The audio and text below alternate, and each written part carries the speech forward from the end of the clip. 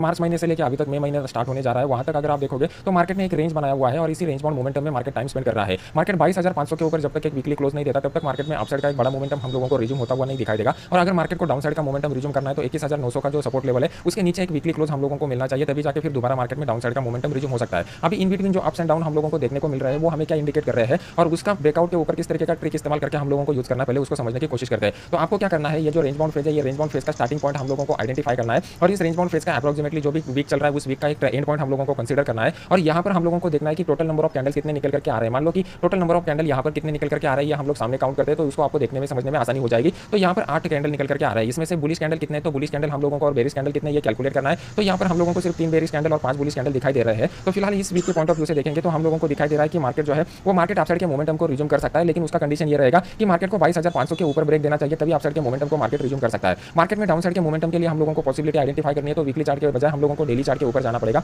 और फिर यहाँ पर देखना पड़ेगा किस तरीके का मोमेंटम हो सकता है। अभी आपके सामने मैंने डेली का चार्ट लगाया हुआ है, अपसाइड के मोमेंटम में था, यहाँ पर जो डाउनसाइड हम लोगों को देखने को मिल चुका है इसका ये रिट्रेसमेंट का फेज चल रहा था, लेकिन ये रिट्रेसमेंट के फेज में गैप अप ओपनिंग के बाद भी कंटिन्यूअसली मार्केट में यहाँ पर फ्रेश सेल के पोजीशन हम लोगों को बनते हुए दिखाई दे रहे हैं। ये हफ्ता हमारे लिए ज्यादा इंपॉर्टेंट है क्योंकि इस हफ्ते में हम लोगों को मंथली कैंडल का क्लोजिंग मिलने वाला है। तो मंथली कैंडल का क्लोजिंग अगर किसी इंपॉर्टेंट ट्रिगर पॉइंट के नीचे आ जाता है, मान लो कि 22,300 के नीचे अगर आ जाता है तो यहाँ पर मार्केट इसी डाउनसाइड के मोमेंटम को हम लोगों को कंटिन्यू रखता हुआ दिखाई देगा। तो उस केस में यहाँ पर जो मल्टीपल सपोर्ट 21,800 के ऊपर दिखाई दे रहा है, मार्केट इस सपोर्ट को ब्रेक करके भी नीचे आ सकता है। लेकिन हम लोगों को क्या कंसीडर करना पड़ेगा कि ब्रेकआउट लेवल के एक्चुअल में कहां पर हो रहा है, क्योंकि साइकोलॉजी तब तक ट्रिगर नहीं होता जब तक बड़े प्लेयर वहां पर इंटर नहीं करते। अभी मान लो कि हम लोगों ने यहाँ पर लेवल ड्रॉ कर दिया, मार्केट इस लेवल के नीचे आ गया, लेकिन इसका क्लोज अगर नीचे नहीं मिल जाता है तो बिग प्लेयर के हिसाब से मार्केट में पोजीशन बनाने का उनको स्पेस ओपन नहीं हो जाता, क्योंकि बड़े प्लेयर जो भी पोजीशन बनाते हैं वो एक्चुअली मिड टर्म या फिर लॉन्ग टर्म के हिसाब से बनाते हैं। तो बस हम लोगों को उनके फुटप्रिंट को फॉलो करना है। तो मंडे के दिन का बेस्ट अपॉर्चुनिटी अगर हम लोगों को आइडेंटिफाई करना है तो हमारे लिए मंडे के दिन जो इंपॉर्टेंट सपोर्ट लेवल निकल करके आ रहा है ये 22,300 के करीब का इंपॉर्टेंट सपोर्ट लेवल निकल करके आ रहा है, इसको हमें मॉनिटर करना पड़ेगा। इसके ऊपर किस तरीके का अपॉर्चुनिटी आ सकता है ये समझने के लिए हमें जाना पड़ेगा 15 मिनट चार्ट के ऊपर। अब इंपॉर्टेंट लेवल कौन सा हो गया, तो मैंने आपको कल के वीडियो में ऑलरेडी बताया हुआ था कि ये जो लेवल हमारे लिए निकल करके आ रहा है ये अपसाइड के मोमेंटम वाला लेवल है, क्योंकि यहाँ से अपसाइड के अच्छे खासे ओपन इंटरेस्ट के पोजीशन बनते हुए हम लोगों को दिखाई दिए हुए थे।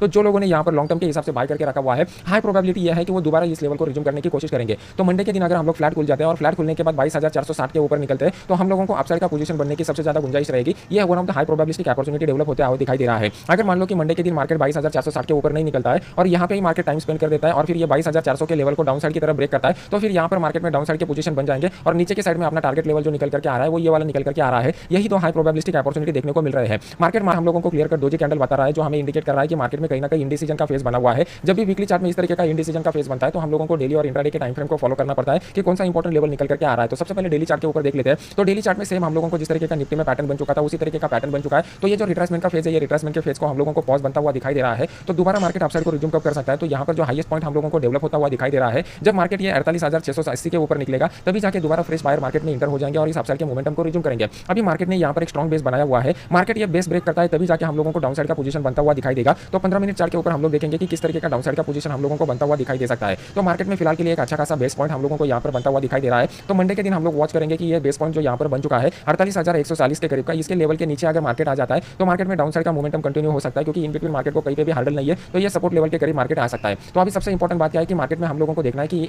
यहाँ पर ये लेवल ब्रेक होता है क्या। अगर अपसाइड के पोजीशन के बारे में देखना है तो अपसाइड के लिए फिलहाल कोई भी अपॉर्चुनिटी नहीं बन रहा है।